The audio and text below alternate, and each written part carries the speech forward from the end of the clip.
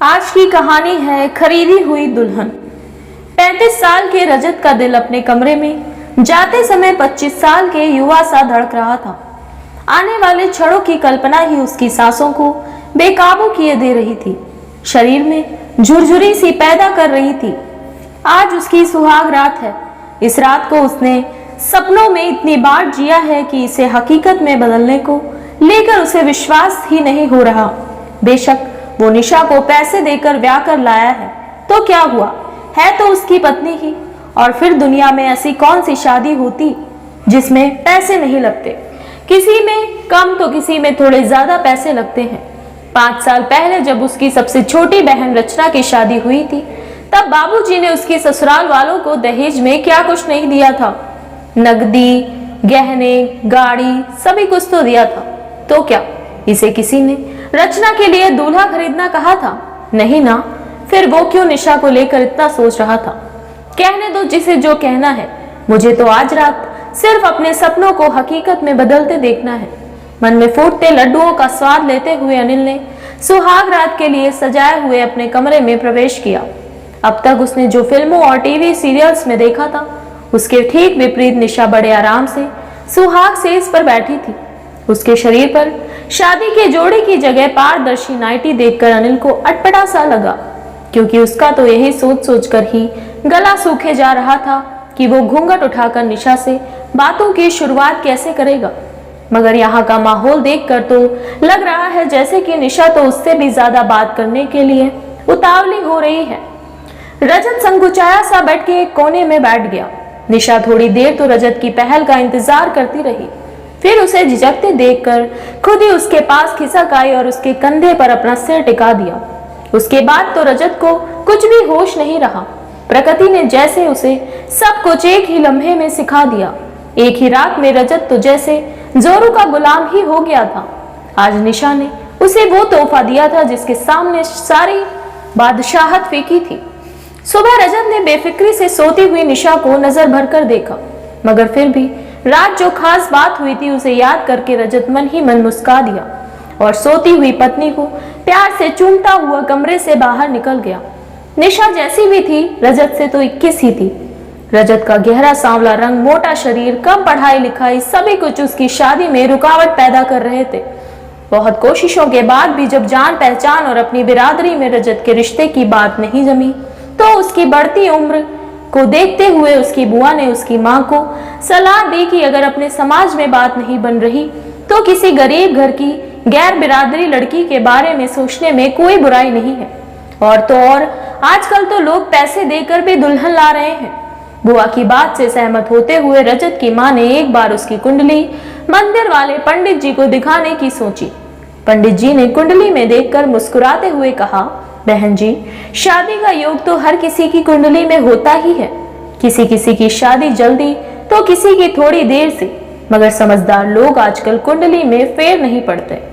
आप तो कोई ठीक ठाक सी लड़की देखकर बच्चे का घर बसा दीजिए, चाहे कुंडली मिले या ना मिले, बस लड़की मिल जाए और शादी के बाद दोनों के दिल।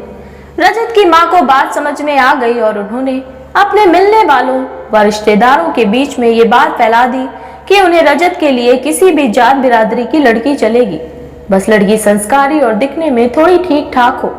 एक दिन रजत की मां से मिलने एक व्यक्ति आया जो शादियां करवाने का काम करता था। उसी ने उन्हें निशा के बारे में बताया और रजत से उसकी शादी करवाने के एवज में 30,000 रुपए की मांग की। रजत अपनी माँ और बुआ के साथ निशा से मिलने उसके घर गया। बेहद गरीब घर की लड़की निशा अपने 6 भाई बहनों में तीसरे नंबर की थी। उससे छोटा एक भाई और भाई से छोटी एक बहन रीना। निशा की 2 बड़ी बहनें भी उसकी ही तरह खरीदी गई थी। 25 साल की युवा निशा उम्र में अनिल से लगभग 10-11 साल छोटी थी। एक कमरे के छोटे से घर में इतने प्राणी कैसे रहते होंगे, ये सोचकर ही रजत हैरान हो रहा था। उसे ये सोचकर हंसी आ रही थी कि कैसी परिस्थितियों में ये बच्चे पैदा हुए होंगे। खैर, निशा को देखने के बाद रजत ने शादी के लिए हाँ कर दी। अब ये तय हुआ कि शादी का सारा खर्चा रजत का परिवार ही उठाएगा और साथ ही निशा के परिवार को 3 लाख रुपए भी दिए जाएंगे ताकि उनका जीवन स्तर कुछ सुधर सके। 50,000 रुपए एडवांस देकर रजत और निशा की शादी का सौदा तय हुआ। और जल्दी ही घर के 4-5 लोग जाकर निशा को ब्याह लाए। बिना किसी बारात और शोर शराबे के निशा उसकी पत्नी बन गई। निशा निम्न वर्गीय घर से आई थी, इसलिए रजत के घर के ठाट बाट देखकर वो भौचक्की सी रह गई। बेशक उसका स्वागत किसी नववधू सा नहीं हुआ था, मगर निशा को इसका ना तो कोई अफसोस था और ना ही उसने कभी इस तरह का कोई सपना देखा था, बल्कि वो तो इस घर में आकर फूली नहीं समा रही थी। जितना खाना उसके मायके में दोनों वक्त बनता था, उतना तो यहाँ एक वक्त के खाने में बच जाता है और कुत्तों को खिलाया जाता है। निशा सोचती थी, अगर दिल की रानी बन गई तो फिर घर की मालकिन बनने से मुझे कोई नहीं रोक सकता। निशा ने मन ही मन सोच लिया कि आखिरकार उसे घर की सत्ता पर कब्जा करना ही है। सुना था कि पुरुष के दिल का रास्ता उसके पेट से होकर नहीं, बल्कि उसकी भूख की आनंददायी संतुष्टि से होकर जाता है। फिर भूख चाहे पेट की हो, धन की हो या फिर शरीर की हो, यदि मैं रजत की भूख को संतुष्ट रखूंगी तो वो निश्चित ही मेरे आगे पीछे घूमेगा। सोच सोच कर मंजू खुद ही अपने दिमाग को दाद देने लगी। बनो दिल की रानी। अपने इस प्लान के मुताबिक निशा रोज दिन में 2 बार रजत को आई लव यू स्वीटू का मैसेज भेजने लगी। लंच टाइम में उसे फोन करके याद दिलाती कि खाना टाइम पर खा लेना। वो शाम को सज धज कर रजत को उसके इंतजार में खड़ी मिलती। रात के खाने में भी वो रजत को गर्मा गर्म फुलके अपने हाथ से बनाकर ही खिलाती थी, चाहे उसे घर आने में कितनी भी देर क्यों ना हो जाए, और खुद भी उसके साथ ही खाती थी। यानी हर तरह से रजत को ये महसूस करवाती थी कि वो उसकी जिंदगी में सबसे विशेष व्यक्ति है, और हर रात वो अनिल को अपने क्रियाकलापों से खुश करने की पूरी कोशिश करती थी। उसने कभी रजत को मना नहीं किया, बल्कि वो तो उसे प्यार करने को प्रोत्साहित करती थी। उम्र में छोटी होने के कारण रजत उसे बच्ची ही समझता था और उसकी हर नादानी को नजरअंदाज कर देता था। कहने को तो रजत अपने माँ बाप का इकलौता बेटा था, मगर कम पढ़े लिखे होने और अति साधारण शक्ल सूरत के कारण अक्सर लोग उसे कोई खास महत्व नहीं दिया करते थे। वहीं उसकी शादी भी नहीं हो रही थी, सो अनिल हीन भावना का शिकार होने लगा था। मगर निशा ने उसे यह एहसास दिलाने में कोई कसर नहीं छोड़ी कि वो कितना काबिल और खास इंसान है, बल्कि वो तो कहती थी रजत ही उसकी सारी दुनिया है। निशा के साथ और प्यार से रजत का आत्मविश्वास भी बढ़ने लगा। निशा को पाकर रजत ऐसे खुश था जैसे किसी भूखे व्यक्ति को हर रोज भर पेट स्वादिष्ट भोजन मिलने लगा हो। एक दिन निशा की माँ का फोन आया कि वे उससे मिलना चाहती हैं। रात में निशा ने रजत की शर्ट के बटन खोलते हुए अदा से कहा, मुझे कुछ रुपए चाहिए। माँ ने मिलने के लिए बुलाया है। पहली बार जा रही हूँ, अब इतने बड़े बिजनेसमैन की पत्नी हूँ, खाली हाथ तो नहीं जा सकती ना, तो माँ से ले लो ना। रजत ने उसे पास खींचते हुए कहा। माँ से क्यों, मैं तो अपने हीरो से ही लूंगी, वो भी हक से। कहते हुए निशा ने रजत के सीने पर अपना सिर टिका दिया। कितने चाहिए? अभी ये रखो, और चाहिए तो कल दे दूंगा। रजत ने निहाल होते हुए उसे 20,000 रुपए थमा दिए और फिर निशा को बाहों में कसते हुए लाइट बंद कर दी। निशा 10 दिनों के लिए मायके गई थी, मगर 5 दिनों बाद ही रजत को उसकी याद सताने लगी। निशा की शहद भरी बातें और मस्ती भरी शरारतें उसे रात भर सोने नहीं देती थी। उसने अगले दिन निशा का तत्काल टिकट बनवाकर आने के लिए कह दिया था। निशा भी जैसे आने के लिए तैयार ही बैठी थी। उसके वापस आने के बाद रजत की दीवानगी उसके लिए और भी बढ़ गई। अब निशा हर महीने रजत से 15-20 हजार रुपए लेकर अपने मायके भेजने लगी। निशा ने रजत से उसका एटीएम कार्ड नंबर और पिन आदि ले लिया, जिसकी मदद से वो अपनी बहनों और भाई के लिए कपड़े, घरेलू सामान आदि की ऑनलाइन ऑर्डर करके भेज देती। निशा के प्यार का नशा रजत के सर चढ़कर बोलने लगा था, सैया भय कोतवाल, तो अब डर काहे का। घर में निशा का ही हुक्म चलने लगा। बेटे की इच्छा को देख माँ ने ना चाहते हुए भी तिजोरी की चाबियां बहू को दे दी। माँ उसे कुछ नहीं कह पाती थी, क्योंकि निशा ने उन्हें भी यह एहसास करवा दिया था कि उसने रजत से शादी करके उनके पूरे परिवार पर एहसान किया है। एक दिन निशा रजत से बोली, सुनिए ना, मेरी बड़ी इच्छा है कि मेरा नाम हर जगह आपके नाम के साथ जुड़ा हो। अरे इसमें इच्छा की क्या बात है, वो तो जुड़ा ही है। देखो तुम मेरी अर्धांगिनी हो, यानी मेरा आधा हिस्सा।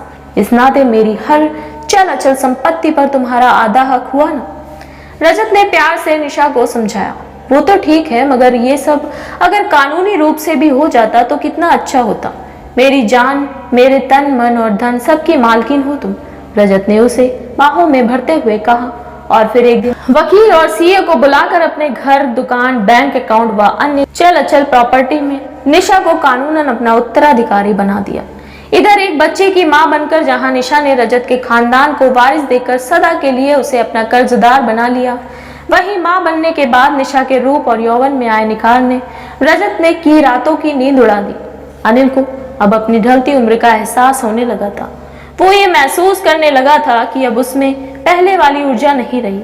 अपने इस गिल्ट को दूर करने के लिए वो निशा की हर भौतिक जरूरत पूरी करने की कोशिश में लगा रहता। रजत आंख बंद करके निशा की हर बात मानने लगा था। निशा बेशक रजत की प्रॉपर्टी की मालकिन बन गई थी, मगर उसने भी अपने दिल का मालिक सिर्फ और सिर्फ रजत को ही बनाया था। वो ये बात कभी नहीं भूल सकी कि जब उसके आस पड़ोस के लोग उसे खरीदी हुई दुल्हन कहकर गिरी नजर से देखते थे, तब यही रजत कैसे उसकी ढाल बनकर सामने खड़ा हो जाता था और उसे दुनिया की चुभती हुई निगाहों से बचाकर अपने दिल में छिपा लेता था। उसकी सास ने उसे कभी अपने खानदान की बहू जैसा सम्मान नहीं दिया था, मगर फिर भी अपनी स्थिति से आज वो खुश थी। उसने बहुत ही योजना अनुसार अपने परिवार को गरीबी के दलदल से बाहर निकाल लिया था। निशा ने मोमबत्ती की तरह खुद को जलाकर अपने परिवार को रोशन कर दिया था। निशा ने दुकान के काम में मदद करने के लिए अपने भाई को अपने पास बुला लिया। इसी बीच रजत की मां चल बसी, तो अपने अकेलेपन को दूर करने के लिए निशा ने अपने मम्मी पापा और छोटी बहन अंजलि को भी अपने पास ही बुला लिया था। एक दिन वही दलाल रजत के घर आया जिसने निशा से उसकी शादी करवाई थी। अंजलि को देखते ही उसकी माँ से बोला, क्या कीमत लगाओगी लड़की की? किसी को जरूरत है तो बताना पड़ेगा ना, मेरी बहन किसी की खरीदी हुई दुल्हन नहीं बनेगी। निशा ने फुंफारते हुए कहा, खरीदी हुई दुल्हन? बड़ी जल्दी पर निकल आए, अपनी शादी का किस्सा भूल गए क्या? दलाल ने निशा पर ताना कसते हुए मुंह बनाया। मेरी बात और थी, मैं तो बिना सहारे की बेल थी जिसे किसी न किसी पेड़ से लिपटना ही था, मगर अंजलि के साथ ऐसा नहीं है। देर आए दुरुस्त आए, कुदरत ने उसे रजत के रूप में सिर पर छत दे दी है और पांव के नीचे जमीन भी। अभी मैं जिंदा हूँ और अपनी बहन की शादी कैसे करनी है ये हम खुद तय कर लेंगे। आप जा सकते हैं, लेकिन हाँ, रजत को मेरी जिंदगी में लाने के लिए मैं सदा आपकी कर्जदार रहूंगी। धन्यवाद। निशा ने दलाल से हाथ जोड़ते हुए आभार जताया। वहीं पीछे खड़ा रजत मुस्कुरा रहा था। आज उसके दिल में निशा के लिए प्यार के साथ साथ इज्जत भी बढ़ गई थी। अगर आपको हमारी ये कहानी पसंद आई हो तो हमारे चैनल को सब्सक्राइब करें।